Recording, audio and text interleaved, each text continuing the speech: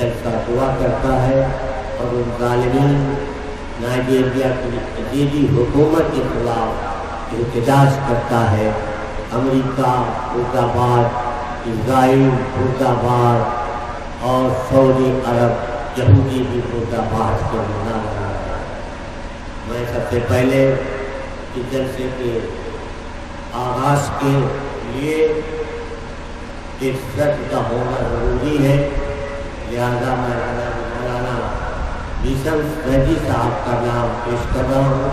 مجھے امید ہے کہ آپ اس کی تائید فرمائیں گے۔ اب میں عالی جناب مولانا منظر عباس شفیقی صاحب کو درخواست کر رہا ہوں جلسے کا آغاز کلام پاک کی تلاوت فرمائیں۔ نعرہ سرلاس سے آپ حضرات استقبال فرمائیں۔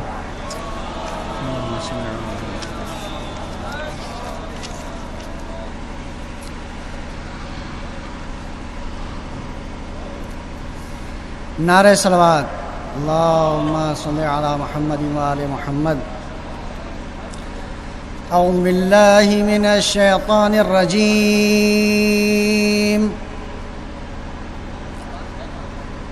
بسم اللہ الرحمن الرحیم۔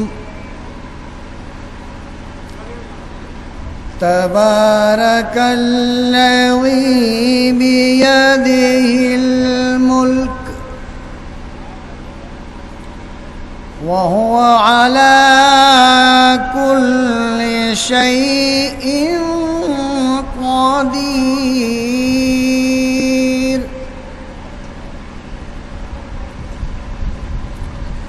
الذي خلق الموت والحياة،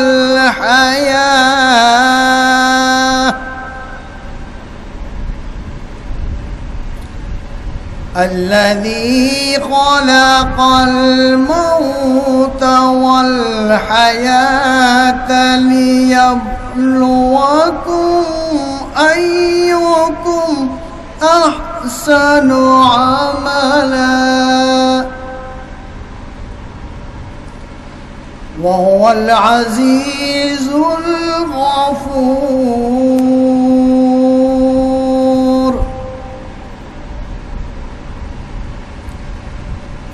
الذي خلق سبع سماوات طباقا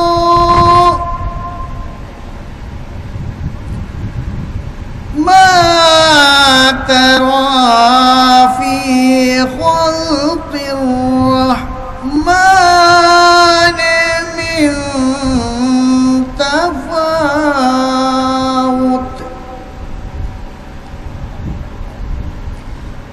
فارجع البصر هل ترى من فطور،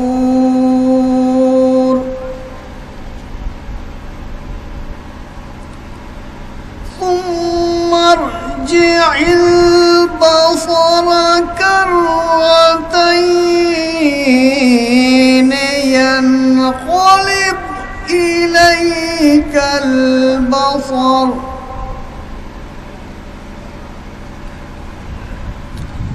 ينقلب إليك البصر خاسئا وهو حسير،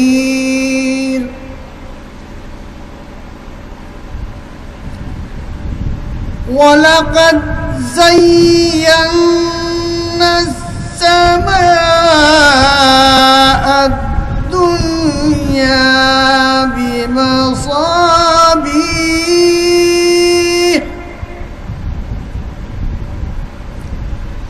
وجعلناها رجوما للشياطين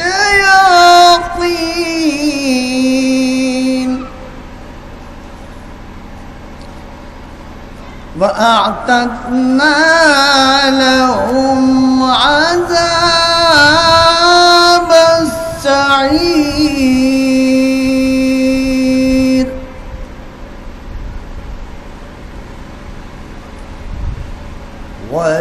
وللذين كفروا بربهم عذاب جهنم وبئس المصير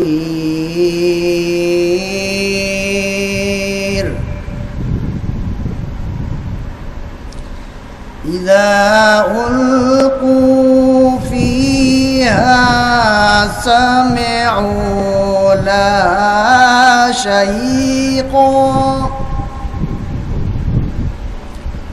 وهي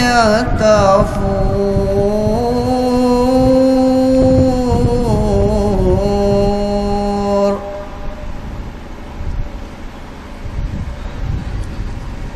تكاد تميز من الغيظ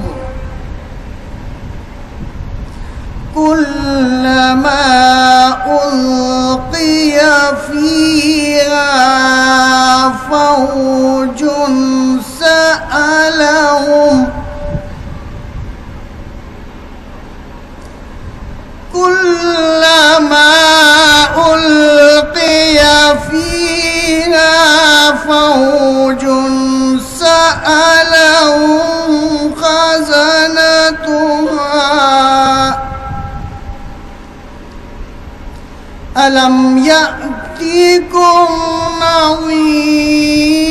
نذير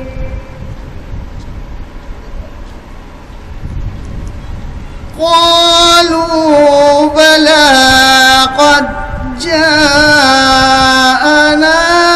نذير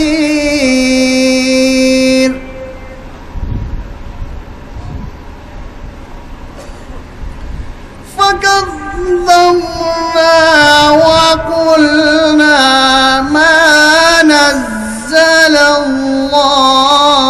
الله من شيء إن أنتم إلا في ضلال كبير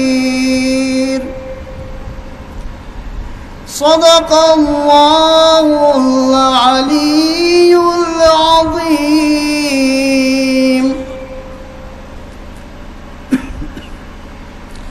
وصدق رسوله النبي الكريم ونحن على ذلك لمن الشاهدين صلوات بر محمد وآله اللهم صل على محمد. حضرات، جلسے کا باقاعدہ آغاز کلام پاک کی تلاوت سے ہو چکا. مولانا سورہ ملک کی تلاوت فرما رہے تھے. اس میں پروردگار عالم نے اپنے اختیار کا اعلان کیا ہے اور حیات و موت کو مقصد کو بتایا ہے کہ یہ زندگی یہ موت کیوں خلق کی گئی. یہ جلسہ جبکہ تمام لوگوں کو اطلاع بھی ہے، دعوت نامے بھی دیے گئے. اس کے بعد مختصر سی تعداد بہت افسوس لگ رہا ہے جیسے کہ ہمیں نائجیریا کے مسلمان قوم کے مظلوموں سے کوئی ہمدردی نہیں ہے. زندہ رہنا ہے تو میرے کارواں بن کر رہو، زندہ رہنا ہے تو میرے کارواں بن کر رہو، ان زمین کی پستیوں پر آسماں بن کر رہو. آئیے اس کے بعد میں درخواست کر رہا ہوں مولانا ساجد عمرانی صاحب سے کہ آج کے اردو سلسلے میں پوری روداد اپنی بیان کریں.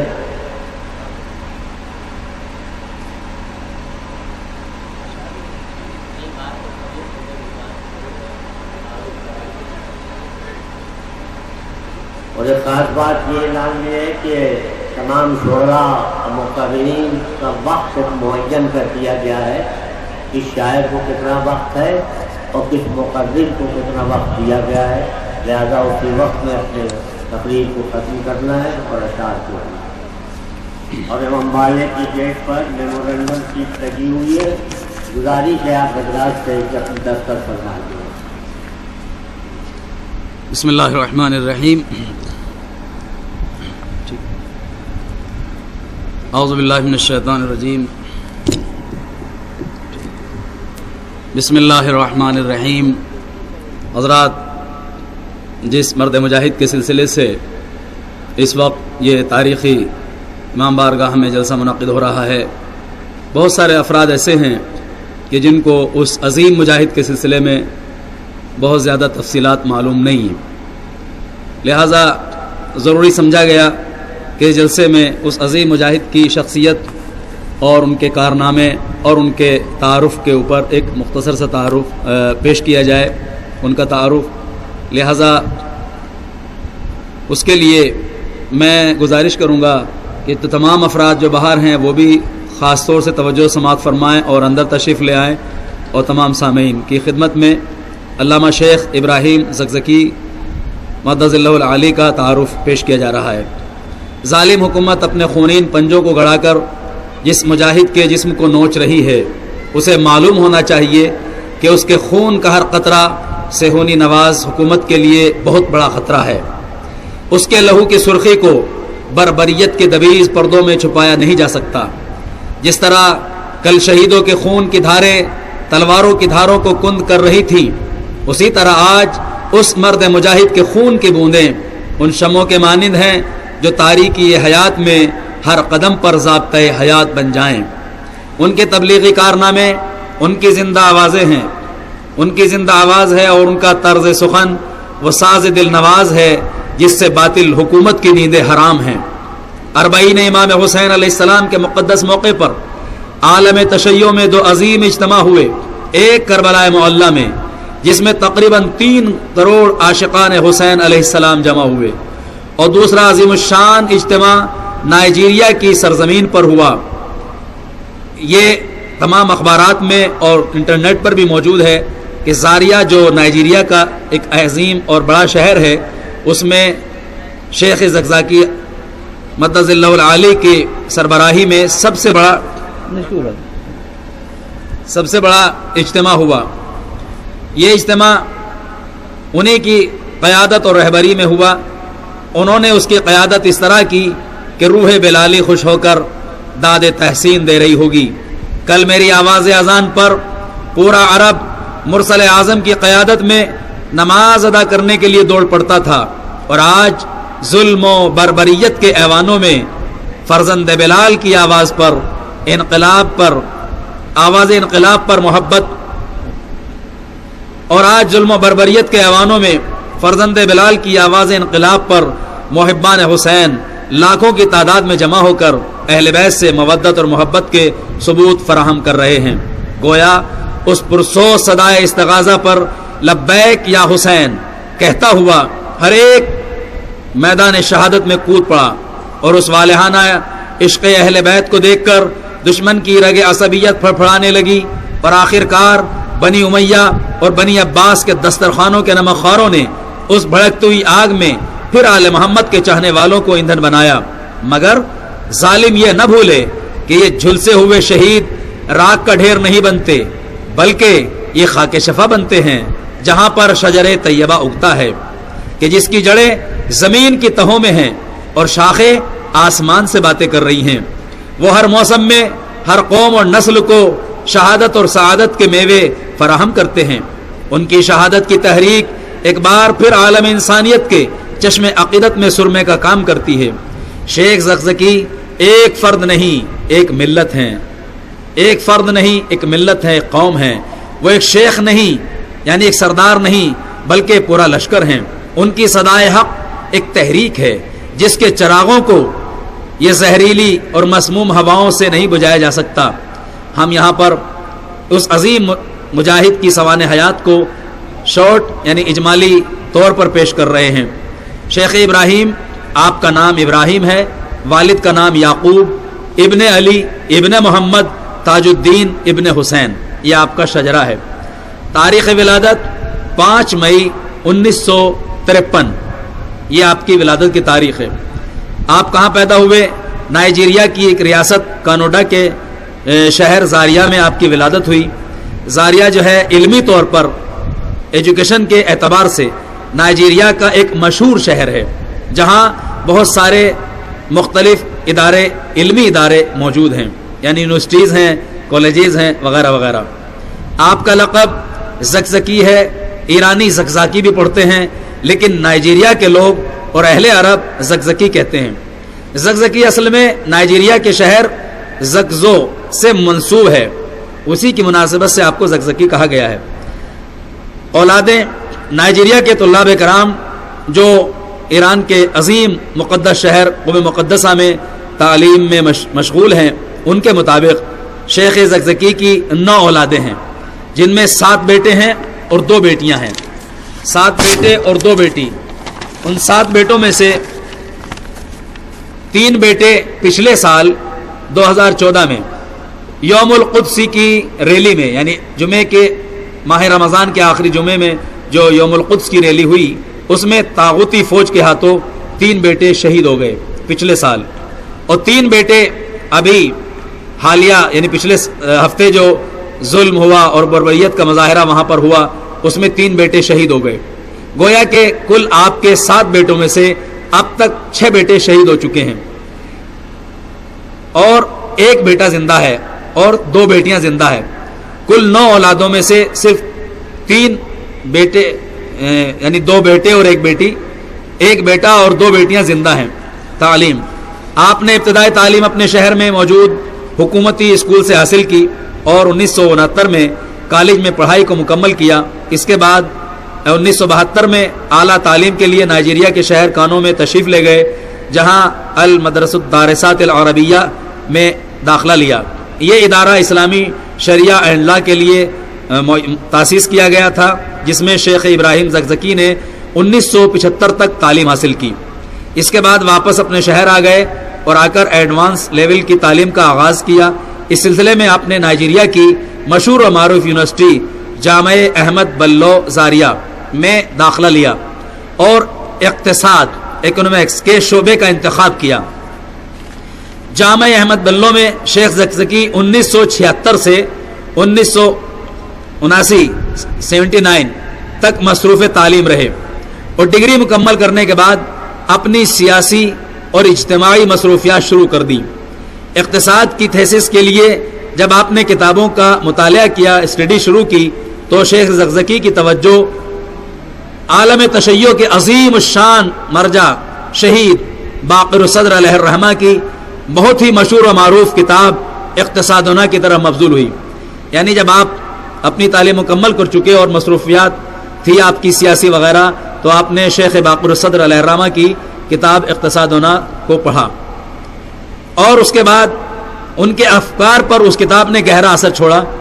اقتصادنا کے مطالعے کے بعد بھاگ دوڑ کر کے، یعنی ادھر سے ادھر سے، شیخ زکزکی نے شہید باقر الصدر علیہ الرحمہ کی تمام کتابوں کو جمع کیا۔ ایک کتاب سے تحریک ملی کہ تشیع کے مسلک تشیع کے علماء نے کس طرح کی کتابیں لکھی ہیں، ان کا انداز فکر کیا ہے اور وہ کیسی کتابیں لکھتے ہیں۔ اس نے ان کو توجہ دلائی دوسری کتابوں کے پڑھنے کی طرف، اور پھر ان کا دقت سے، بہت غور و فکر سے مطالعہ کیا۔ شیخ زکزکی کی زندگی میں یہ پہلی فکری تبدیلی تھی جس نے فکر تشیع کی بنیاد ان کے وجود میں رکھی۔ اسی اثنا میں انقلاب اسلامی امام خمینی علیہ الرحمہ کے ہاتھوں کامیاب ہو گیا، اور دنیا کے نقشے میں پہلی حقیقی اسلامی مملکت ایک فقیہ جامع الشرائط کے ہاتھوں وجود میں آئی۔ یعنی 79 میں ہی انقلاب اسلامی کامیاب ہوا، اور تب تک وہ شیخ زکزکی شہید علیہ الرحمہ کی باقر الصدر کی کتابیں پڑھ چکے تھے۔ انقلاب اسلامی ظاہراً ایران کی سرزمین پہ آیا، لیکن حقیقی طور پر یہ انقلاب ہر زندہ ضمیر کے وجود میں برپا ہوا اور اسلامی فکر اور دشمن شناسی کا درس دے کر معاشرے میں ذمہ داریوں سے لبریز بنا دیا۔ انقلاب اسلامی کا یہی اثر ہزاروں میل کے فاصلے میں موجود زندہ ضمیر انسان جسے دنیا آج شیخ ابراہیم زکزکی کے نام سے جانتی ہے، اس کے قلب و فکر میں ایسا گہرا مرتب ہوا انقلاب اسلامی کا کہ انقلاب اسلامی کا بیج آج تناور درخت کی شکل میں نائجیریا میں نظر آ رہا ہے۔ حوض علمیہ قم مقدسہ۔ انقلاب اسلامی کی کامیابی کے بعد شیخ ابراہیم زکزکی امام خمینی رحمۃ اللہ علیہ سے ملاقات کے لیے تشریف لائے۔ اسی سفر میں آپ نے قم مقدسہ میں حوض علمیہ کا تفصیلی جائزہ لیا اور یہاں کی دینی تعلیم کے رسمی طریقے کو انتہائی پسندیدگی کی نگاہ سے دیکھا۔ چنانچہ آپ نے حوض علمیہ میں باقاعدہ تعلیم کا سلسلہ شروع کر دیا، یعنی ایران میں مقدس حوض علمیہ میں، اور پوری توجہ علم کے حاصل کرنے میں صرف کر دی، جس کے نتیجے میں جلد علمی سفر کو طے کیا اور ذمہ داریوں کا احساس کرتے ہوئے شیخ زکزاکی طویل مدت قم میں نہیں رہے اور جلد ہی اپنے وطن یعنی نائجیریا واپس چلے گئے۔ البتہ آپ کے علمی اور مختلف فکری اور تحقیقی کانفرنسوں میں شرکت کے بہانے کبھی نجف اشرف اور کبھی مقدس قم میں آتے جاتے رہتے تھے۔ شیخ زکزکی اپنی اسٹوڈنٹ لائف سے ہی اسلامی فکر اور مسلم مسائل کے حل کے لیے مسلسل کوششیں کرتے رہتے تھے۔ آپ نے جب 1975 میں نائجیریا زاریہ کی یونیورسٹی میں داخلہ لیا تو مختلف ثقافتی اور فکری امور کو انجام دینا شروع کر دیا، جس کی وجہ دوران تعلیم ہی ملکی سطح پر نمایاں ہو گئے۔ اسی اثنا میں آپ کو یونیورسٹی کی اتحاد طلاب مسلمین کے شعبے میں رکنیت حاصل ہو گئی اور یہ شعبہ آپ کے آنے سے انتہائی مؤثر ہو گیا۔ جلد ہی آپ کو اس شعبے کا انچارج بنا دیا گیا اور اس طرح 1977 سے 1978 تک آپ اس شعبے کے انچارج رہے۔ اس کے بعد آپ کو ملکی سطح پر دیگر پورے ملک اور دیگر ممالک کی یونیورسٹیز کے ساتھ رابطے کے ادارے کا انچارج بنا دیا گیا۔ اس شعبے کا وظیفہ یعنی ذمہ داری اندرون ملک اور بیرون ملک طلاب میں باہمی ربط قائم کرنا تھا۔ یہ شعبہ اس بات کا سبب بنا کہ شیخ زکزکی کی رسائی پورے ملک کے اسٹوڈنٹ تک ہو گئی اور آپ 1978 سے 1979 تک اس شعبے کے انچارج رہے۔ یونیورسٹی میں فکری اور ثقافتی فعالیت سے شیخ زکزکی کو جہاں فکری بالیدگی اور تبلیغات اور مدیریت کا تجربہ حاصل ہوا، وہیں ان کی جان پہچان اور باشعور طبقے تک رسائی بھی قابل عمل میں آئی۔ شیخ ابراہیم زکزکی کی ایک خصوصیت یہ بھی تھی کہ آپ یونیورسٹی اور اس سے قبل بھی مسجد کے باقاعدہ پیش نماز رہے اور مسجد میں اپنی فعالیت کو انجام دیتے تھے، جس کی وجہ سے عوام الناس تک آپ کی رسائی ممکن ہوئی۔ انہیں خدمات کا نتیجہ یہ نکلا کہ نائجیریا کے علاوہ بعض دیگر افریقی ممالک میں شیعہ مدارس کے ساتھ بھی ان کا رابطہ ہوا اور طلاب کی مشکلات کے لیے آپ تشریف لے جاتے رہے۔ ان ممالک میں مالی اور گھانا خصوصی مورد نظر قرار پائے۔ یہ بھی افریقہ کے 2 ملک ہیں جس میں آپ اکثر و بیشتر اس وقت جاتے رہے۔ آپ کے ذریعے ان ممالک سے شیعہ تشیع میں مزید تقویت ملی اور دوران سال کئی مرتبہ ایران اور عراق کا سفر ان ممالک میں مقیم طلاب کرام کو مزید منظم کرنے کا باعث بنتا رہا۔ آپ کی شخصیت اور قیادت کو قبول کرتے ہوئے افریقی طلاب خصوصی نشستوں کا اہتمام کرتے ہیں، یعنی خصوصی میٹنگ ہوتی ہے جس میں آپ کو مدعو کیا جاتا ہے۔ شیخ زکزکی نے جن ممالک میں اپنی تبلیغ اور فکری فعالیت انجام دینے کی غرض سے سفر کیے ہیں وہ یہ ہیں: جمہوریہ غانا، مالی، عراق، ایران، لبنان، جنوبی افریقہ، سوڈان، سعودی عرب، روس، برطانیہ اور امریکہ۔ یہ ممالک ہیں جن میں آپ نے تبلیغ کے لیے سفر کیے۔ آپ کی جو فعالیت ہے اس میں ادارہ سازی کا بھی بہت اہم کردار ہے۔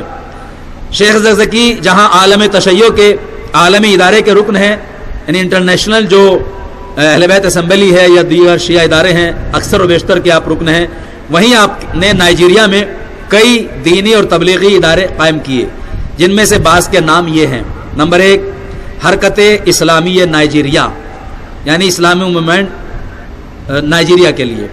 اس کا مقصد دینی وظائف اور تبلیغ کی ذمہ داری اور انجام دہی ہے اور اپنے حقوق کا حصول ہے کہ ہمیں ہمارا حق ملنا چاہیے۔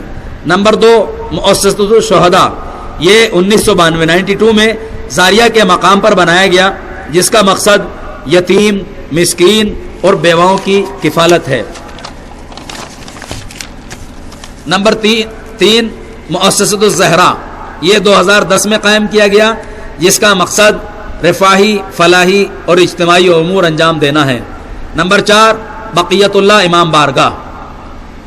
یہ 4 وہ اہم ترین ادارے ہیں یا سوسائٹیز ہیں یا امام بارگاہیں ہیں کہ جن کو آپ نے تاسیس کیا ہے، جن کی تاسیس آپ نے کی ہے۔ بقیت اللہ وہی جگہ ہے جہاں پر ابھی یہ سانحہ پیش آیا جس میں آپ کو گرفتار کیا گیا اور اس کو مسمار کر دیا گیا۔ موجودہ خبروں کے مطابق شیخ زکزکی پولیس کے محاصرے میں نظر بند ہیں اور 4 گولیاں لگنے کی وجہ سے بہت شدید زخمی ہیں، اور اسی وجہ سے گورنمنٹ یا فوج ان تک عام افراد کو یا دیگر خاص افراد کو پہنچنے نہیں دے رہی ہے تاکہ ان کی صحیح صورتحال کا علم لوگوں تک نہ ہو سکے۔ پہلے مختلف افواہیں تھیں، بعض کہہ رہے تھے کہ فوج کے پاس ہیں، بعض کہہ رہے تھے کہ پولیس کی حراست میں ہیں، لیکن نائجیریا کے اسٹوڈنٹ کے مطابق فی الحال وہ پولیس کی سخت نظر بندی میں ہیں اور شدید زخمی ہیں۔ خداوند عالم بحق محمد و آل محمد اس مجاہد کبیر اور دین تشیع کی خاطر اپنی جان، مال اور اولاد قربان کرنے والے عظیم مجاہد اور پیرو جون و بلال کو مزید استقامت، صبر، صحت اور تندرستی عطا فرمائے۔ السلام علیکم ورحمۃ اللہ وبرکاتہ۔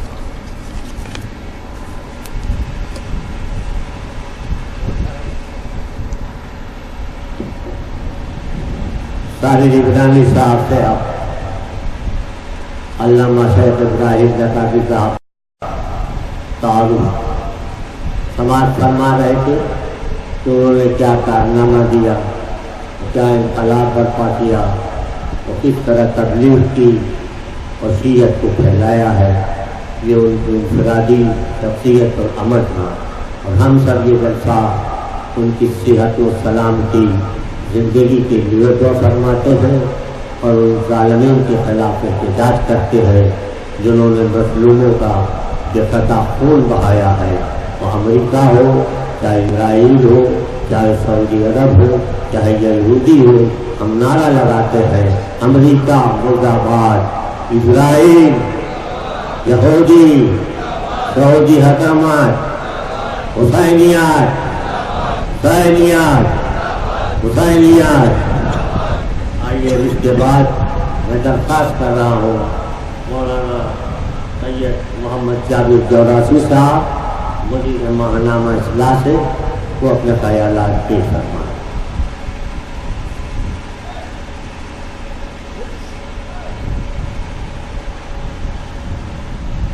السلام علیکم ورحمۃ اللہ وبرکاتہ۔ اعوذ باللہ من الشیطان اللعین الرجیم، بسم اللہ الرحمن الرحیم۔ قال اللہ سبحانہ تبارک و تعالی وقولہ الحق، انا لنا للہدی، انا علینا للہدی۔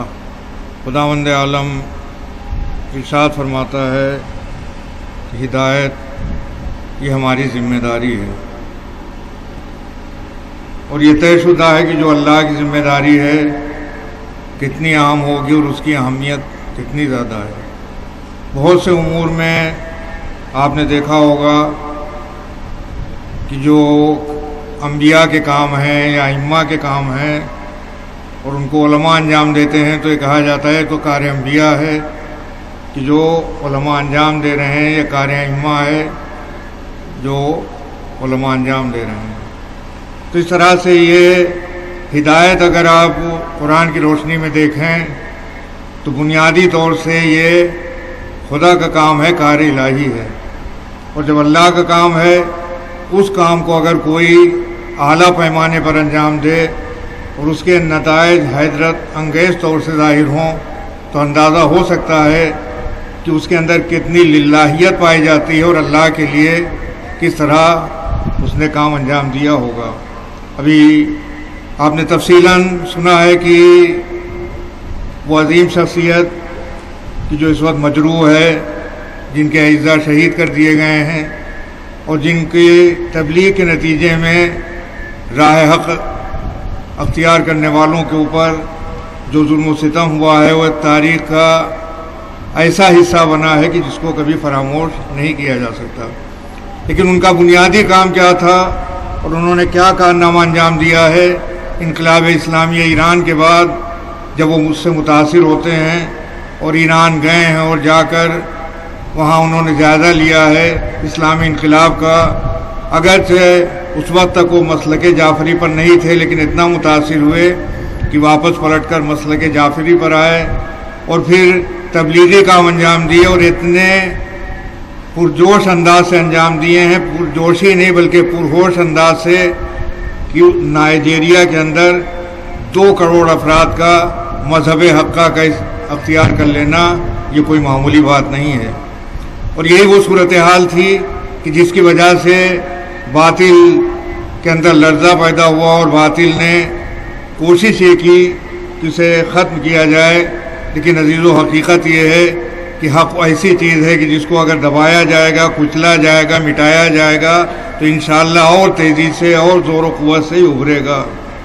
چنانچہ آپ دیکھیں، اگر ذرا سے موازنہ کر لیں کہ آخر یہ ہوا کیا اور کیسے اتنے زیادہ افراد راہ حق کے اوپر آ گئے، یہ تبلیغ کا انداز تھا۔ قرآن مجید صاحب اعلان کرتا ہے ادعو الی سبیل ربک بالحکمت والموعظۃ الحسنہ، یعنی لوگوں کو اللہ کے راستے کے اوپر دعوت دو حکمت اور موعظہ حسنہ سے، اور یہی طریقہ انہوں نے اختیار کیا۔ نتیجے میں اتنے افراد راہ حق کے اوپر آئے کہ جو تاریخ اسلام ہی نہیں بلکہ دنیا کی تاریخ میں ایک اگر بالکل نادر مثال نہ کہیں تو یہ مثالیں کم ملیں گی کہ ایسا ہوا ہے۔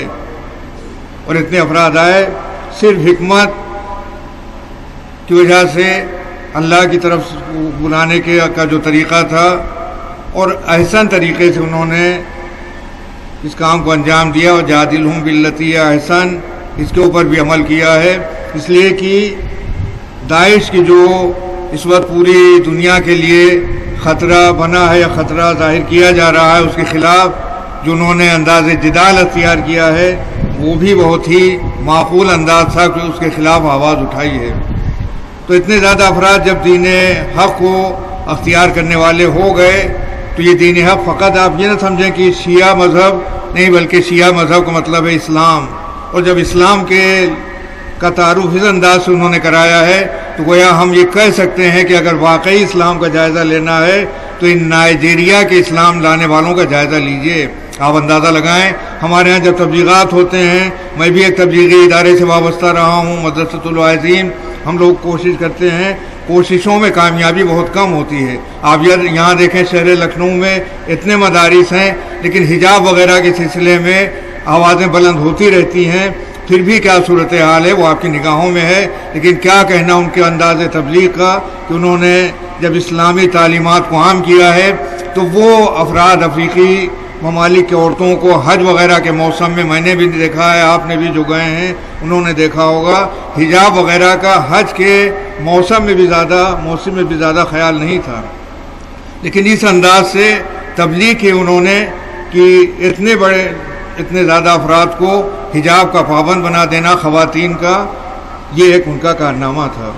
اب جو طول بیان بھی نہ ہو، جو اہم بات مجھے عرض کرنا ہے وہ یہ ہے کہ اصلی بات ہے ہمارے ملک میں ہمارے وزیر اعظم بھی آواز اٹھاتے رہتے ہیں، یہ کہتے رہتے ہیں مانوتا یعنی انسانیت سب سے عام ہے، لیکن ہمیں تعجب ہوتا ہے کہ اتنا بڑا انسانی المیہ ہو گیا اور ہمارے ہاں کی انسانیت یا دنیا کی انسانیت بیدار کیوں نہیں ہوئی۔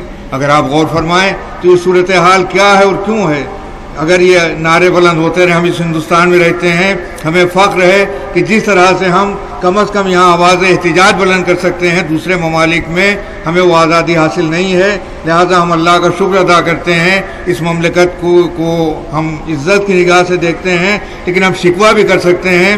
ابھی چند دن پہلے یعنی اسی ہفتے میں صومالیہ کا نام آپ نے سنا ہوگا، افریقی ملک ہے، وہاں کے قزاق کو یعنی ڈاکو، بحری ڈاکو کہ جو لوگوں کو قیدی بنا لیتے ہیں، جہازوں کو یرغمال بنا لیتے ہیں، ان کے اندر کے افراد کو، چنانچہ صومالیہ کے ڈاکوؤں نے کچھ ہندوستانیوں کو بھی ایک بحری جہاز کے قیدی بنا لیا تھا۔ اسی ہفتے کا واقعہ ہے کہ نائجیریا کے صدر یا حکومت کی کوشش سے انہیں آزادی ملی ہے، یعنی 5 افراد ہیں ہندوستان کے جو آزاد ہوئے ہیں، میں نے خود خبر سنی، میڈیا میں یہ بات آئی کہ ان کو آزادی جب ملی ہے تو ہمارے ملک کی وزیر خارجہ انہوں نے باقاعدہ خط لکھ کر نائجیریا کے صدر کا شکریہ ادا کیا ہے کہ انہوں نے ہندوستان کے 5 قیدیوں کو آزاد کرایا. لیکن اس پہ تعجب ہے کہ 5 قیدیوں کو آزاد کرانے کے پر تو توجہ ہے، جو یقیناً صحیح ہے، اور یہ ایک ایسی منزل ہے کہ جس میں شکر گزار ہونا چاہیے اللہ کا ہم سب کو کہ ہمارے ملک کے یعنی ہمارے شہری آزاد ہوئے. لیکن اتنے بڑے المیہ کی جانب توجہ کیوں نہیں ہوئی؟ کم از کم چند سطریں ایسی بھی ہونا چاہیے تھیں کہ جو المیہ گزر گیا ہے اس کے اوپر ہمیں تشویش ہے. تو اگر تشویش بھی نہ ظاہر کی جائے تو پھر کیسی معنوتا ہے، کیسی انسانیت ہے کہ جس کی جانب توجہ نہیں ہے.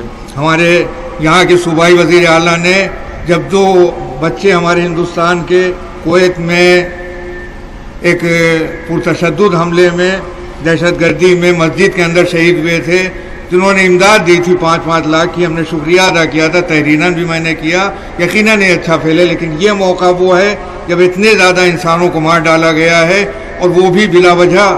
اور پھر قابل غور ہے تمام اہل اسلام یہ غور فرمائیں، سعودی عرب کہ جس نے ایک بہت ہی یعنی افسوسناک عمل انجام دیا ہے کہ اس نے باقاعدہ نائجیریا کے صدر کا شکریہ ادا کیا ہے کہ آپ نے دہشت گردوں کا خاتمہ کیا.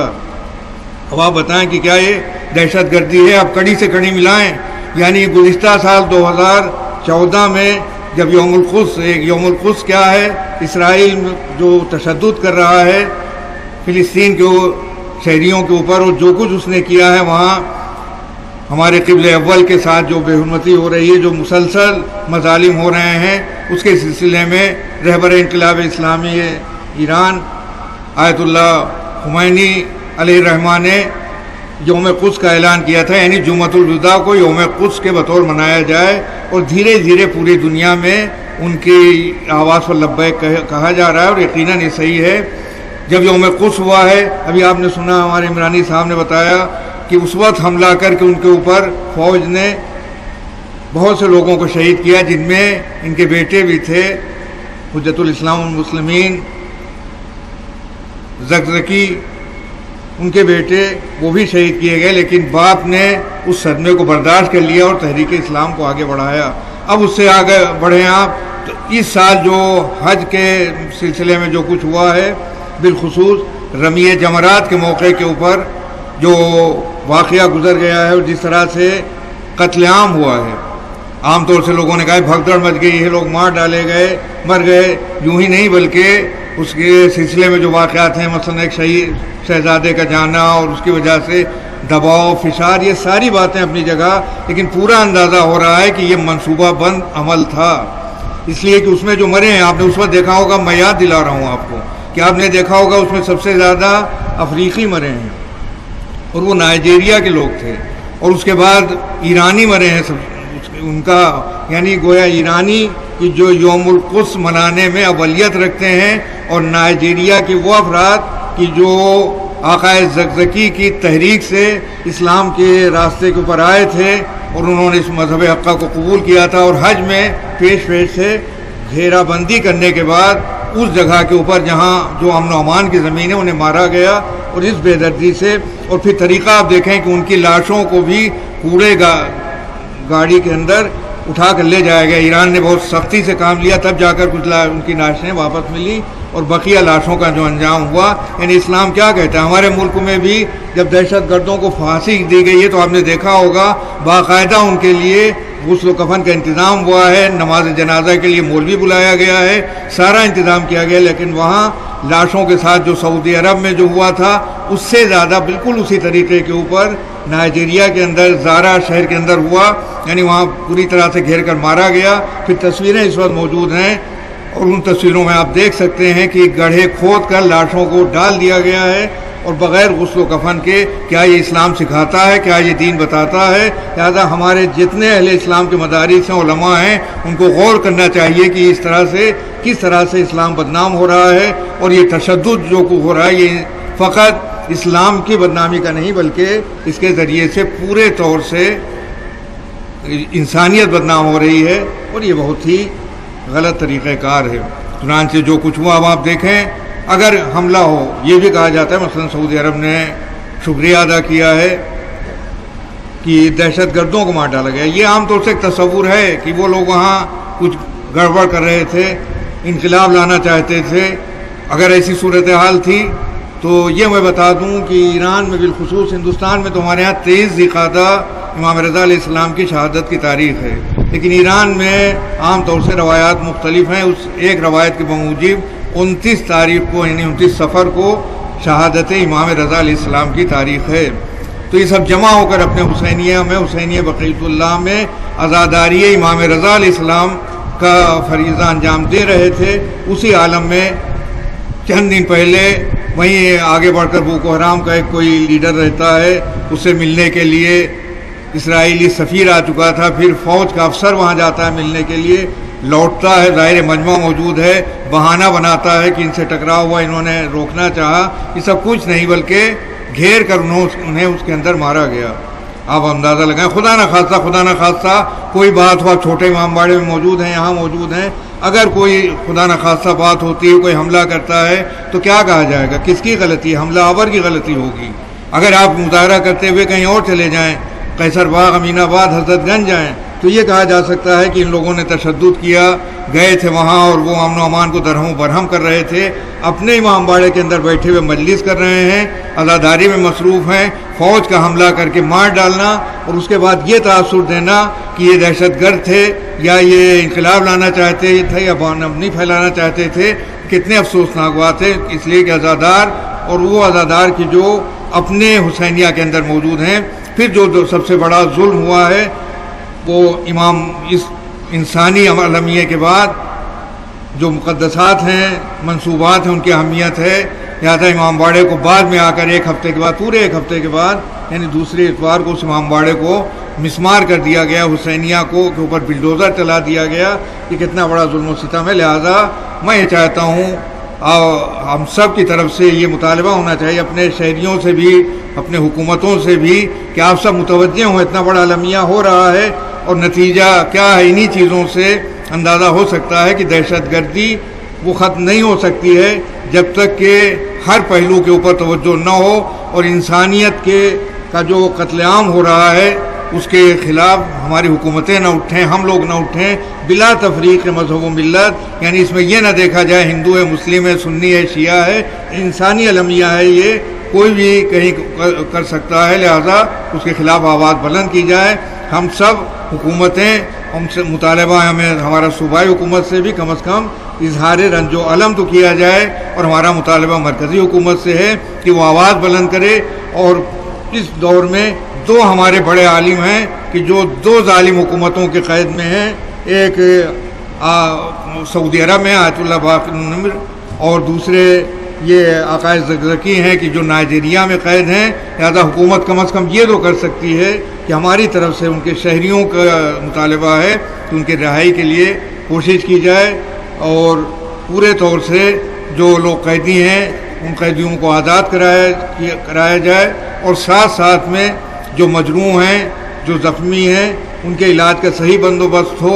और उसके अलावा जो कत्ल कर दिए गए हैं, जो बड़ी तादाद में शहीद हुए हैं, उनसे इज़हार हमदर्दी किया जाए। ये बहुत बड़ा अलमिया है, इसे आप मामूली न समझें। लिहाजा इसके ऊपर मुतवज्जे रहें और कड़ी से कड़ी मिलाकर देखें कि कहाँ से कहाँ बात चली है। लिहाजा अगर ये देखा जाए तो इसमें कोई मसलकी तौर से तवज्जो न दी जाए, बल्कि आपने देखा होगा हमारे नदवे से भी आवाज़ उठी थी, एक आलिम ने उठाई थी, किस तरह से सऊदी अरब अगर वो इसराइल नवाजी में इस हद तक जा रहा है तो ये बहुत गलत बात है। इसलिए कि इसराइल दुश्मन इंसानियत है और जब दुश्मन इंसानियत है तो उसकी हमदर्दी न चाहिए, बल्कि हर मुल्क को, हर एक को उसकी मुखालफत करना चाहिए। अगर इस रविश पर हम चलेंगे तो दहशतगर्दी से दुनिया को आज़ाद कर पाएंगे, वरना ये होगा कि हम नाम तो लेते रहेंगे लेकिन दुनिया में दहशतगर्दी पनपती रहेगी। कभी अवामी दहशतगर्दी और कभी सरकारी दहशतगर्दी की जो हमने कभी सऊदी अरब में देखी है, कभी बहरैन में देखी है और कभी नाइजीरिया में हम देख रहे हैं। लिहाजा दहशतगर्दी है, चाहे वो सरकारी दहशतगर्दी हो, चाहे वो अवामी दहशतगर्दी हो, उसके ख़िलाफ़ आवाज़ उठाना चाहिए। इसलिए कि हम पुरअमन शहरी हैं, जहाँ जहाँ भी हैं। इंसानियत और मानवता का तकाजा ये है कि अमन व अमान से रहा जाए, दूसरे को بھی اذیت نہ دی جائے، یعنی جیو اور جینے دو کے فارمولے پر عمل کیا جائے، اس کے لیے ہم سب کو بیدار ہونا پڑے گا۔ وآخر دعوانا ان الحمدللہ رب العالمین۔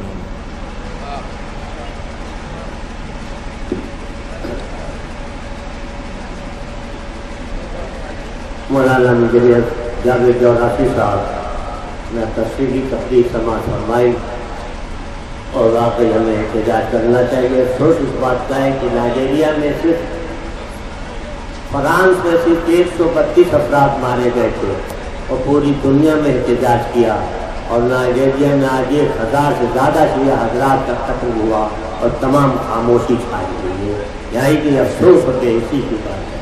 اب میں گزارش کر رہا ہوں عالی جناب رضا نقوی صاحب سے کہ وہ خراج عقیدت پیش کریں۔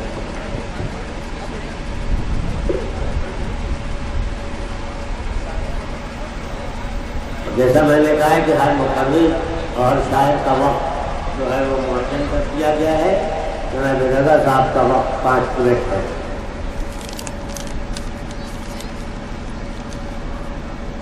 چند شعر ملاحظہ فرما لیں آج کے موضوع کے حساب سے کہ ظلم تو ختم ہوا، ظلم تو ختم ہوا، قہر خدا باقی ہے۔ ظلم تو ختم ہوا، قہر خدا باقی ہے، ظالموں کے لیے قدرت کی سزا باقی ہے، ظالموں کے لیے قدرت کی سزا باقی ہے۔ اور کل جہاں بستیاں بستی تھیں وہاں دیکھو تو، کل جہاں بستیاں بستی تھیں وہاں دیکھو تو، راکھ کے ڈھیر ہیں بس اتنا پتہ باقی ہے، راکھ کے ڈھیر ہیں بس اتنا پتہ باقی ہے۔ اور یہ شعر خاص طور سے ملاحظہ فرما لیں کہ آہ خالی نہیں جاتی کبھی مظلوموں کی، آہ خالی نہیں جاتی کبھی مظلوموں کی، سر پا سایہ نہیں ہاں لپا دعا باقی ہے، سر پا آہ خالی نہیں جاتی کبھی مظلوموں کی، سر پا سایہ نہیں ہاں لپا دعا باقی ہے۔ اور یہ بھی شعر کثروائے خاص طور سے ملاحظہ ہو کہ گھر کی ویرانیاں جا کر کوئی پوچھے ان سے، گھر کی ویرانیاں جا کر کوئی پوچھے ان سے، جن کے ہاتھوں میں ابھی رنگ حنا باقی ہے، گھر کی ویرانیاں جا کر کوئی پوچھے ان سے، جن کے ہاتھوں میں ابھی رنگ حنا باقی ہے۔ اور یہ بھی شعر ملاحظہ فرمائے کہ سوچتا رہتا ہوں انصاف دلا دوں، لیکن سوچتا رہتا ہوں انصاف دلا دوں، لیکن بس خیالوں میں یہ انداز وفا باقی ہے، بس خیالوں میں یہ انداز وفا باقی ہے۔ اور 2-3 شعر اور ملاحظہ فرما لیں کہ اس نئے دور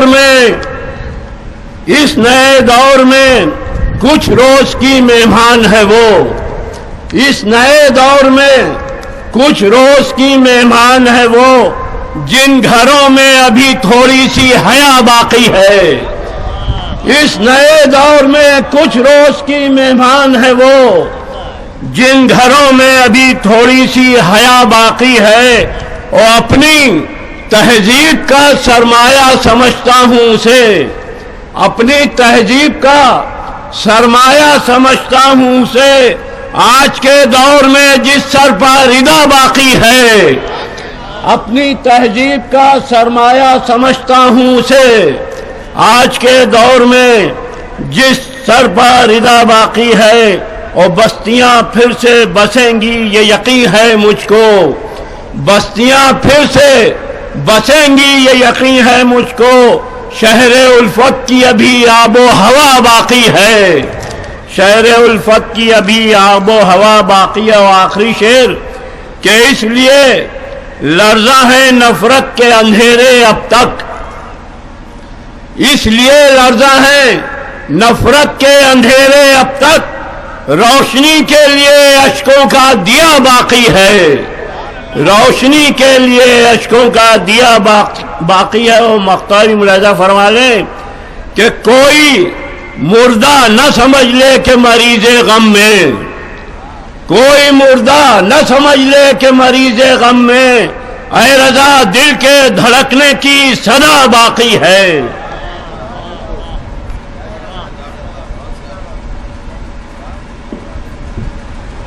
جناب رضا جون پوری زیادہ لکھنوی صاحب اصلاحی تبلیغی شعر جذبات سے بھرے پیار پیش کر رہے تھے۔ اب میں گزارش کر رہا ہوں علی نام مولانا سید مصطفیٰ رضا صاحب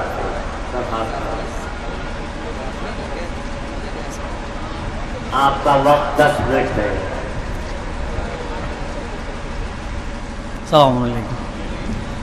اعوذ باللہ من الشیطان الرجیم، بسم اللہ الرحمن الرحیم۔ برادران عزیز، جس تیزی کے ساتھ نائجیریا کے اندر شیعت فروغ پا رہی تھی اور جو اچھی اچھی خبریں وہاں سے آ رہی تھیں،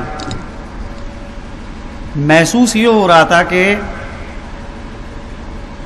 کہیں ایسا نہ ہو کہ اس کے خلاف کوئی سازش واقع ہو اور صورتحال یہ تبلیغ کی جو ہے وہ رک جائے، متوقف ہو جائے۔ اور آپ یہ دیکھیے کہ وہاں پر اگر شیعت کی تاریخ کا اگر مطالعہ کیا جائے، ہندوستان یہاں شیعت کی تاریخ ایک قدیمی تاریخ ہے۔ حجاز اور عراق کے اندر اگر دیکھا جائے تو وہاں پر شیعت کی تاریخ ایک قدیمی تاریخ ہے، صدر اسلام سے وہاں کے اوپر شیعت ہے۔ لیکن نائجیریا کے اندر جو شیعت پہنچی ہے وہ انقلاب اسلامی ایران کے بعد پہنچی ہے۔ شیعت زیادہ قدیمی تاریخ نہیں ہے، اور اتنی کثرت کے ساتھ وہاں کے اوپر لوگ مذہب اہل بیت کو قبول کر رہے ہیں۔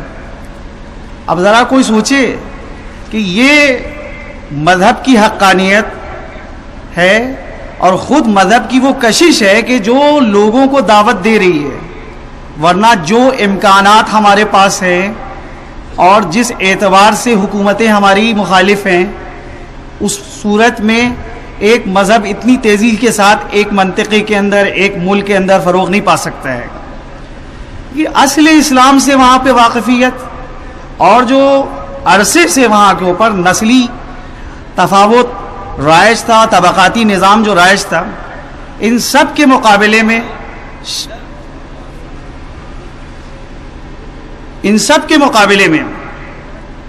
شیعت نے استقامت کری اور تیزی کے ساتھ یہ پیغام جو ہے وہاں کے اوپر عام ہونا شروع ہو گیا۔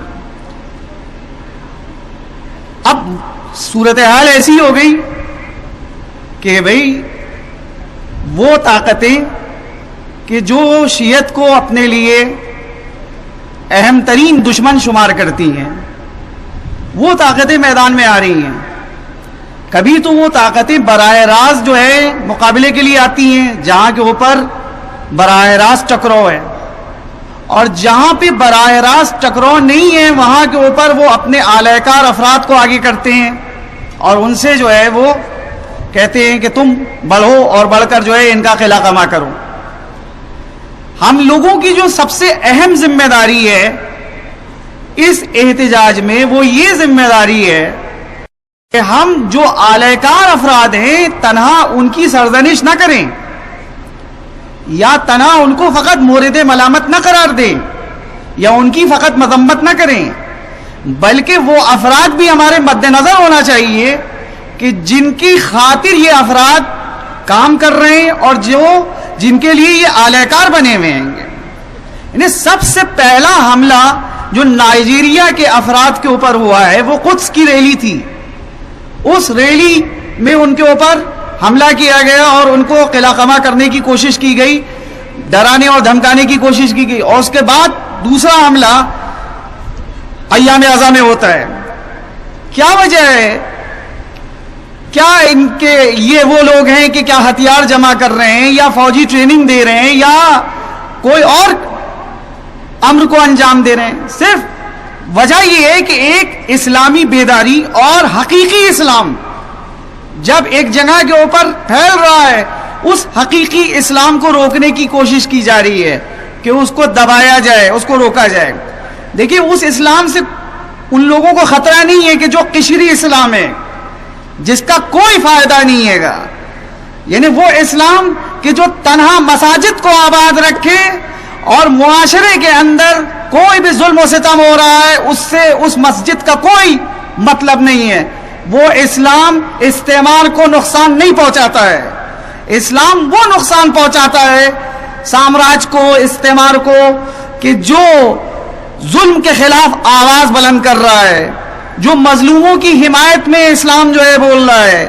وہ اسلام کہ جو اسلام امریکائی ہے, اس اسلام کی اگر تبلیغ ہوتی ہے اور وہ اگر دنیا میں پھیلتا ہے تو سامراجی طاقتوں کو اس اسلام سے کوئی خطرہ نہیں ہے. لیکن وہ اسلام کہ جو اسلام محمدی ہے, اگر وہ فروغ پا رہا ہے, وہ تبلیغ اس کی تبلیغ ہو رہی ہے, تو اس کے لیے رکاوٹیں کھڑی کی جا رہی ہیں, اس کے لیے دشواریاں پیدا کی جا رہی ہیں, ان کے لیے مصائب و عالم کے دروازے کھولے جا رہے ہیں.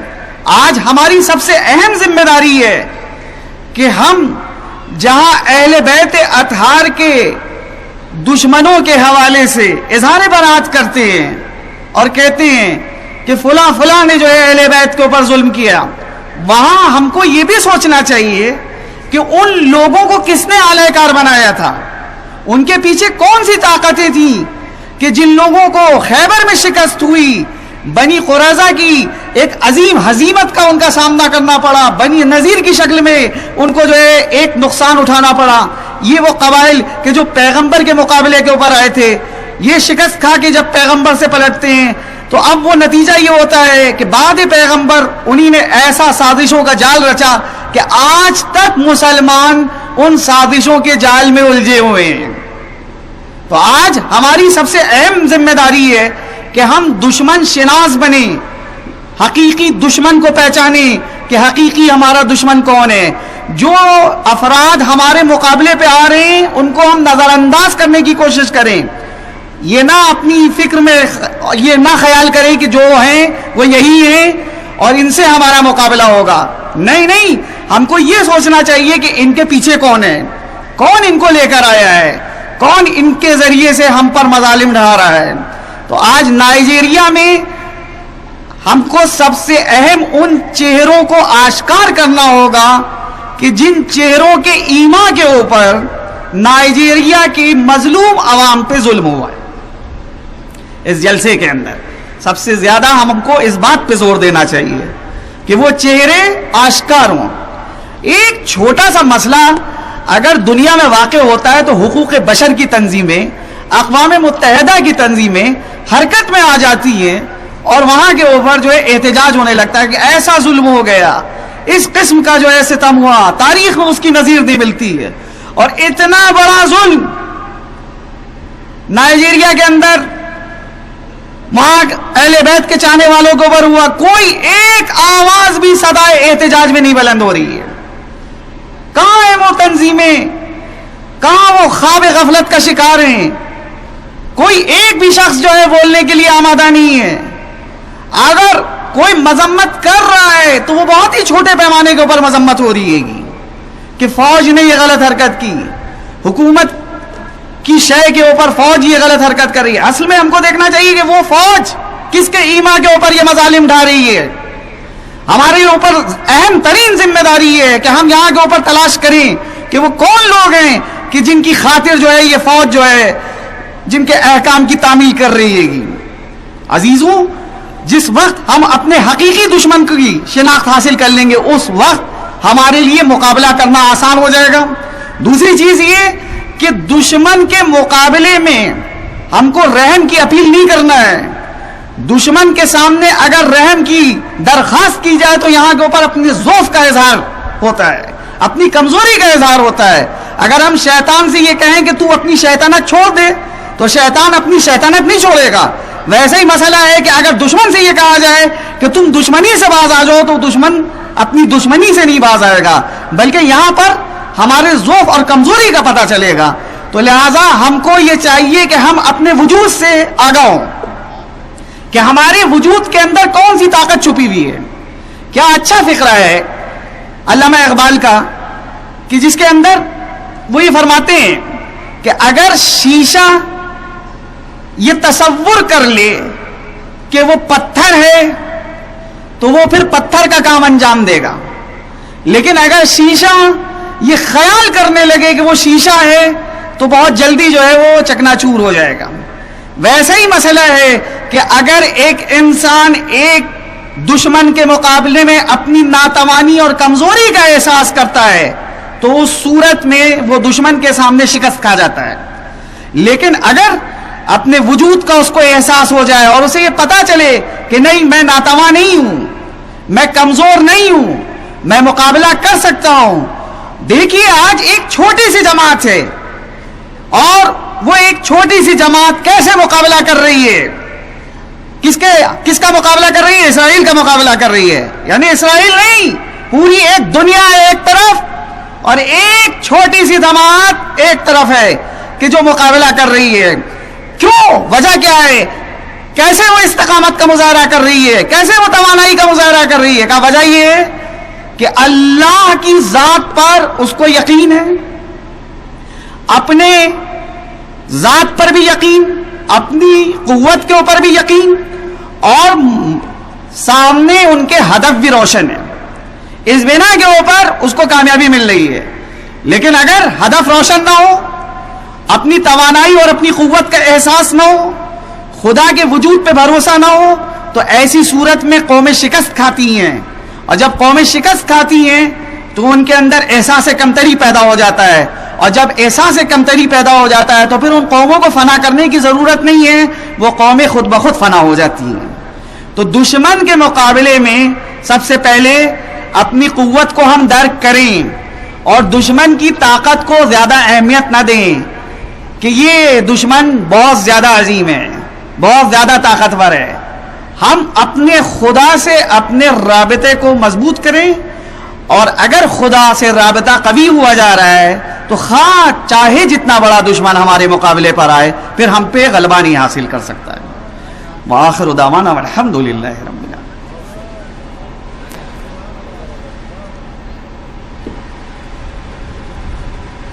علی جناب مولانا سید اتفاق رفاق سے ان کی تقریر سماعت فرما رہے تھے. آپ حضرات سے درخواست ہے کہ ایک بار سورہ ہم اور 3 بار سورہ توحید کی تلاوت فرما کے شہدائے نائجیریا کی روح کے ساتھ فرما.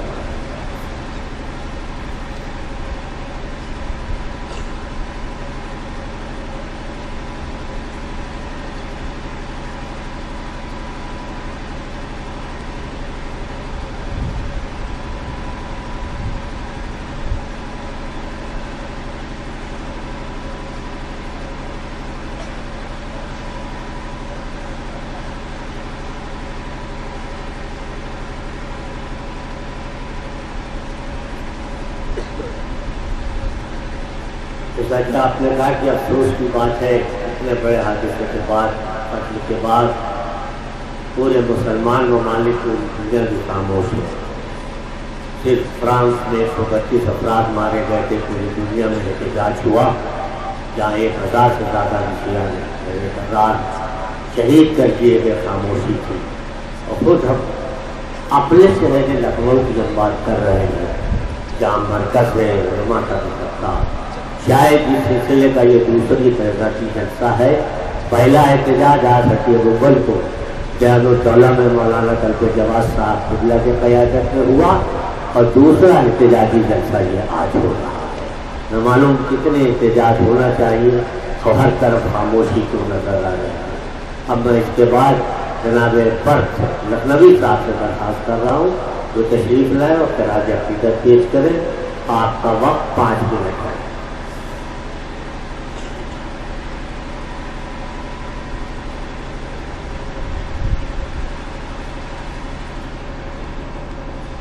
ایک سلوات بھیجے محمد علی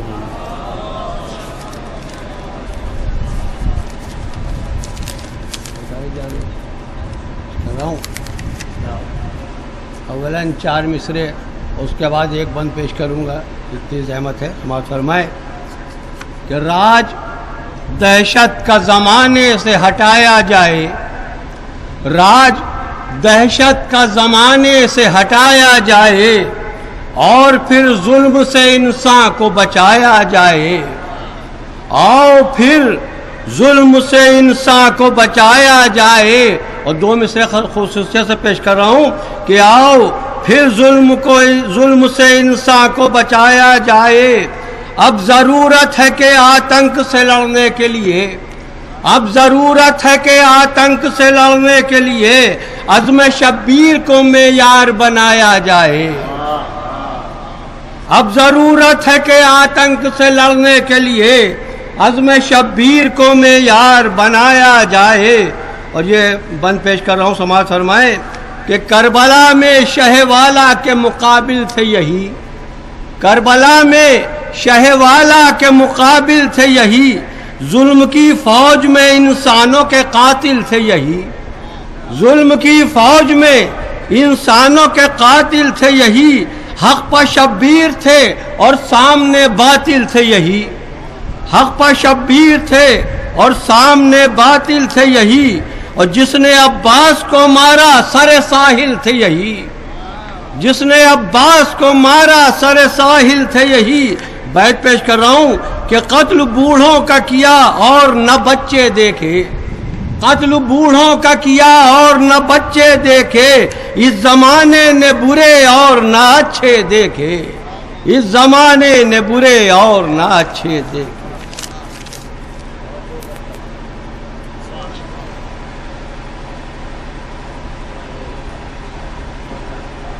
बहुत सही साहब खराज अक़ीदत पेश कर रहे थे।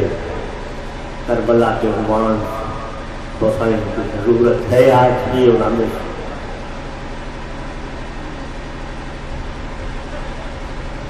करबला एक तज़ल्ज़ुल है मुहीते दौरान, करबला सरमने सरमाया पे है पर्स तमाम, करबला चलते है ज़रबते आवाज़े अज़ान, करबला सूरते धार है देशे सुल्तान, फिक्र अफरोज जहाँ ताज नहीं कर सकती, करबला ताज को बर्दाश्त नहीं कर सकती। आइए अब इसके बाद गुजारिश कर रहा हूँ मौलाना सईद हसन नकवी साहब से, और आपका भी वक्त 10 मिनट है।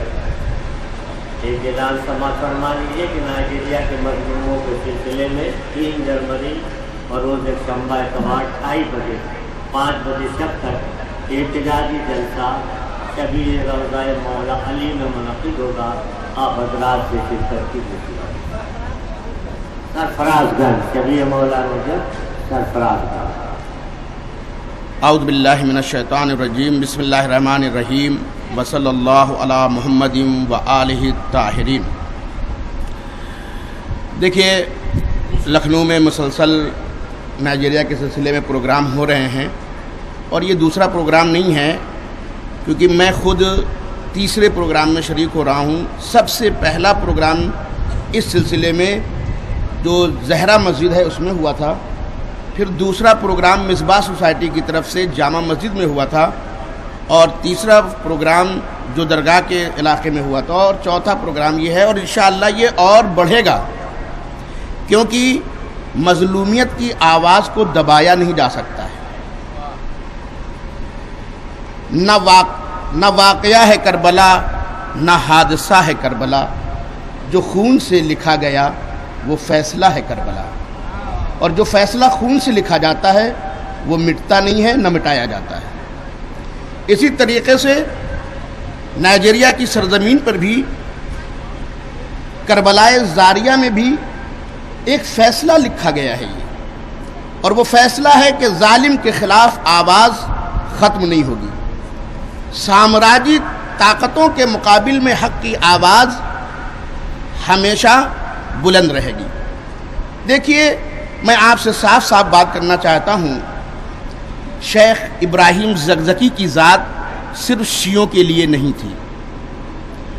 नाइजीरिया एक कॉमन कम्युनिटी का मुल्क है, जहाँ क्रिश्चियन भी हैं, मुसलमान भी हैं, और दूसरी और कम्युनिटीज़ भी रहती हैं। आज जब शेख ज़कज़की इस्तेमारी ताकतों के एजेंडों के हाथों गायब हो चुके हैं, फिर भी पूरे نائجیریا میں احتجاج ہو رہا ہے جو صرف شیعہ نہیں کر رہے ہیں بلکہ وہاں کا اہل سنت بھی کر رہا ہے، وہاں کی کرسچن کمیونٹی بھی کر رہی ہے، کیونکہ شیخ زکزکی صرف شیعوں کے نہیں تھے، وہ نائجیریا میں وحدت کی آواز تھے۔ اور یاد رکھیے سامراجی طاقتوں کے لیے سب سے زیادہ وہ شخصیت نقصان دہ ہوتی ہے جو وحدت کی شخصیت بن جائے۔ اسی لیے آپ دنیا میں سروے کر لیجئے کہ دہشت گردی کے واقعات میں وہی شخصیتیں قتل کی جاتی ہیں جو یونٹی کی بات کرتی ہیں، جو لڑانے کی بات کرتے ہیں وہ مارے نہیں جاتے ہیں، کیونکہ وہ خود سامراجی طاقتوں کی ہی پیداوار ہوتے ہیں یا ان کی مدد کرتے ہیں۔ اور ایک بات میں آپ کی خدمت میں عرض کرنا اور چاہتا ہوں کہ محمد اور آل محمد کا پیغام کسی ایک کے لیے نہیں ہے، سب کے لیے ہے۔ اور آج دنیا کی سامراجی طاقتیں اگر محمد اور آل محمد اور دین اہل بیت کی مخالفت کر رہی ہیں تو وہ ایک دین کی حیثیت سے مخالفت نہیں ہے، وہ مخالفت اس اعتبار سے ہے کہ اہل بیت کا دین ظالم کو برداشت نہیں کرتا ہے۔ دیکھیے گاندھی نے اہل بیت کا مطالعہ کیا تو ہندوستان کو آزاد کرایا، نیلسن منڈیلا نے جب اہل بیت کی ہسٹری پڑھی تو انہوں نے ساؤتھ افریقہ کو کیا کیا؟ آزاد کیا۔ اہل بیت کسی ایک فرقے کے لیے نہیں ہے۔ میں جب قم میں پڑھتا تھا تو وہاں ایک افریقی ملک کا لڑکا تھا جس کا نام تھا جمال الدین، جو کرسچن سے کنورٹ ہوا تھا۔ اس نے بڑی پیاری بات کہی تھی، اگر آپ اس کو سمجھ گئے تو دنیا میں کیا ہو رہا ہے اس کو بھی آپ سمجھ جائیں گے۔ اس نے مجھ سے کہا تھا کہ سید، ہم افریقی اہل بیت سے آشنا ہو رہے ہیں اور ہماری مظلومیت کے دن ختم ہونے والے ہیں۔ اہل بیت کا مظلومیت اور ظلم کے خاتمے سے بہت گہرا تعلق ہے، کیونکہ اہل بیت کی بنیادی تعلیم ہے نہ ظلم کرو نہ ظلم برداشت کرو۔ اس نے دیکھیے افریقہ دنیا کے سب سے اسٹرانگ ملکوں میں اس اعتبار سے کہ ان کے پاس دنیا کے بے شمار خزانے اللہ نے ان کو دیے ہیں، مگر اس کے باوجود بھی وہ سب سے غریب ہیں، سب سے فقیر ہیں، سب سے زیادہ جو ہے غیر تہذیب یافتہ ہیں۔ کیوں؟ اس لیے کہ سامراجی طاقتوں نے ان کو بہت دبا کے رکھا ہے۔ ان کے تمام، حتیٰ کہ میں خود بہت سے ایک دو ملکوں میں گیا ہوں افریقہ کے، میں نے دیکھا جہاں واقعاً سامراجی طاقتوں کے ایجنٹ ان کی دولت لے جا رہے ہیں اور اس کے بدلے میں صرف ان کو کھانا دے رہے ہیں۔ اگر ان افریقیوں کو ایسے اہل بیت سے آشنائی پیدا ہو جائے کہ جو کہتے ہیں کہ ظلم برداشت نہ کرو، وہ افریقی کیا ہوں گے؟ بہت آگے چلے جائیں گے۔ اصل معاملہ یہ کہ پہلے سامراجی طاقتیں دوسرے ملکوں پہ حملہ کرتی تھی اور ان کو اپنا غلام بنا لیتی تھی، نہیں، اب وہ میڈیا کے ذریعے سے غلام بناتی ہیں، اب وہ اپنے ایجنٹوں کے ذریعے سے غلام بناتی ہیں، حتیٰ کہ اب انہوں نے ایک نیا طریقہ استعمال کیا ہے کہ خود ہی دہشت گرد کی تنظیمیں وجود میں لاتے ہیں اور ان کے ذریعے سے اپنی مخالف حکومتوں کو یا ختم کر دیتے ہیں یا دوسری حکومتوں کو غلامی پر مجبور کر دیتے ہیں۔ دیکھیے رشا کو ختم کرنے کے لیے افغانستان میں مجاہدین پیدا کیے گئے جن کو مجاہدین کہا گیا۔ کس کی مدد سے پیدا کیے گئے تھے؟ امریکہ، سعودی عرب اور پاکستان کی مدد سے، رشا کو ختم کرنے کے لیے، تب ان کو مجاہدین کا نام دیا گیا۔ اب وہی القاعدہ، طالبان یا بوکو حرام یا کسی بھی ناموں سے دوسرے ملکوں میں جاتے ہیں، عام طور سے یہ ان ملکوں کو نشانہ بناتے ہیں جو بڑی طاقتوں کے مخالف ہوتے ہیں، یہ ان ممالک کو نشانہ نہیں بناتے یا ان قوموں کو نشانہ بناتے ہیں جو ظالم طاقتوں کے کیا ہیں؟ خلاف ہیں۔ اسی لیے میں آپ کی خدمت میں عرض کرنا چاہتا ہوں کہ دیکھیے اگرچہ شیخ زکزاکی نے آپ 1980 میں، پہلے یہ اخوان المسلمین کے لیڈر تھے، لیکن 1980 میں یہ شیعت سے آشنا ہوئے، 1980 میں یہ شیعہ ہوئے، قم میں انہوں نے تعلیم حاصل کی اور اس کے بعد انہوں نے جا کر کے نائجیریا میں کام شروع کیا. 1995 میں انہوں نے علناً اپنی شیعت کا اعلان کیا, یعنی اس سے پہلے انہوں نے اپنے شیعہ ہونے کا اعلان نہیں کیا تھا. 1980 سے لے کر کے 1995 کے درمیان 500 لوگ وہاں شیعہ ہوئے تھے. لیکن جب زکزاکی صاحب نے یا زکزکی صاحب نے 1995 میں اپنی شیعت کا اظہار کیا, اس سے لے کر کے 2014 تک 12 سے 14 ملین لوگ مسلمان یعنی شیعہ ہوئے. اور جب 2014 میں یوم قدس کے موقع پر جب حملہ ہوا اور ان کے 3 بیٹے مارے گئے, میں آپ کو ایک بات کہنا چاہتا ہوں کہ خون سے کسی کو ختم نہیں کیا جا سکتا ہے, جسم کو مارا جا سکتا ہے لیکن فکر ماری نہیں جا سکتی. جسم کو قتل کر دیا کر سکتے ہیں لیکن فکر کو قتل نہیں کر سکتے ہیں. 2014 میں جب ان کے 3 بیٹے شہید ہوئے ہیں تو اس 1 سال کے اندر 5 ملین لوگوں نے شیعت قبول کیا ہے.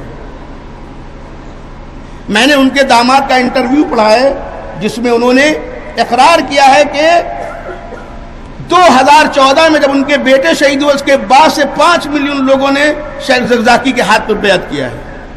اس سال 40 کے موقع پہ جو انہوں نے جلوس کیا تھا زاریہ میں, پورے نائجیریا سے 50 لاکھ لوگ پہنچے تھے. یہ کوئی معمولی بات نہیں ہے. فوج نے جس وقت حملہ کیا ہے وہ بھی میں آپ کو بتا دوں, فوج نے جب حملہ کیا ہے تو صرف امام رضا کی مجلس نہیں ہو رہی تھی بلکہ بوکو حرام کے حملے میں کچھ مومنین شہید ہوئے تھے, ان کے ایصال ثواب کی بھی وہ مجلس تھی. بوکو حرام آپ جانتے ہیں نائجیریا کے اندر 2 کروڑ لوگوں کا اتنے کم عرصے میں مذہب حق کا قبول کرنا یعنی استعماری طاقتوں کے خلاف ایک ایسی قوم کا وجود میں آنا جو دنیا کے مظلوموں کو بیدار کر دے. آپ جانتے ہیں نائجیریا دنیا کا تیل کے اعتبار سے 10واں ملک ہے, گیس کے اعتبار سے 4تھا اور 5واں ملک ہے.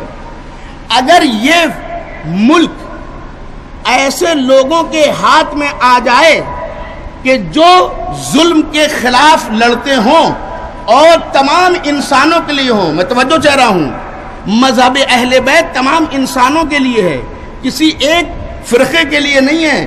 مولا علی نے جس وقت شہادت پائی ہے اس وقت جو وصیت کی تھی اپنے بیٹے کو کہا تھا کہ میرے بچوں تم ظالم کے خلاف رہنا, مظلوموں کے ساتھ رہنا. مظلوم کوئی بھی انسان ہو سکتا ہے اور ظالم کوئی بھی انسان ہو سکتا ہے.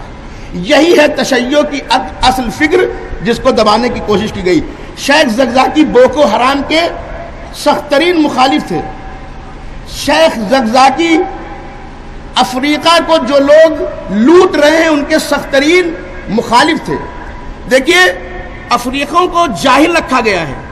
شیخ زکزاکی کیا کر رہے تھے؟ علم پھیلا رہے تھے. آج تک شیخ زکزاکی کی تاریخ میں کسی ایک انسان کو بھی انہوں نے مارا نہیں ہے. دنیا میں نائجیریا کے اندر سب سے پیسفل کمیونٹی وجود میں لانے والے کون ہیں؟ آپ سوچیں کہ جس کے 3 بیٹے مارے گئے, اگر وہ چاہتا تو اس وقت بھی بہت کچھ کروا سکتا تھا, لیکن انہوں نے کہا تھا پبلک سے کہ بچے مار دیے گئے ہیں لیکن آپ کسی کو نقصان نہیں پہنچائیں گے. البتہ میں ایک بات کہنا چاہتا ہوں اور وہ یہ ہے کہ شیخ زکزاکی نے اتنی جلدی 25 سال کے عرصے میں 2 کروڑ لوگوں کو کیسے متاثر کیا, اس کو ایک جملے میں سن لیجئے. انہوں نے مذہب کو خدمت سے جوڑا. مذہب کو خدمت سے جوڑا. کہیں بھی نائجیریا میں کوئی مصیبت آتی تھی سب سے پہلے ان کے لوگ مدد کرنے کے لیے پہنچتے تھے. یاد رکھیے جو انسان مصیبت زدہ ہوتا ہے وہ مظلومیت کی آواز کو خوب سمجھنا جانتا ہے. اہل بیت مظلوم ہیں, مظلوموں کو وہی سمجھ سکتا ہے جس نے مظلومیت کا مزہ چکھا ہو. شیخ زکزاکی کا نعرہ تھا مظلوموں کا ساتھ دو, خدمت کرو. تم خدمت کر کے اور ان کو بیدار کرو تاکہ یہ ملک کے لیے فائدہ مند ہوں، تاکہ یہ ظالموں کے لیے کیا ہوں، مکمل احتجاج ہوں۔ ایک جملہ میں آپ کے حوالے کر رہا ہوں، آج دنیا میں سامراجی طاقتوں نے دنیا کی قوموں کے اندر سے احتجاج کی صلاحیت سلب کر لی ہے۔ عمل تو دور کی بات ہے، ان کے مقابل میں آنا تو دور کی بات ہے، احتجاج کی قوت ختم کر لی ہے۔ مگر ایک مذہب اہل بیت کے پیروکار ہیں کہ ان کے اندر آج بھی احتجاج ہی کی قوت نہیں ہے، عمل کی قوت ہے۔ جن سامراجی طاقتوں نے دہشت گردوں کو پیدا کیا، آج سیریا میں داعش کے مقابل میں کون لڑ رہا ہے؟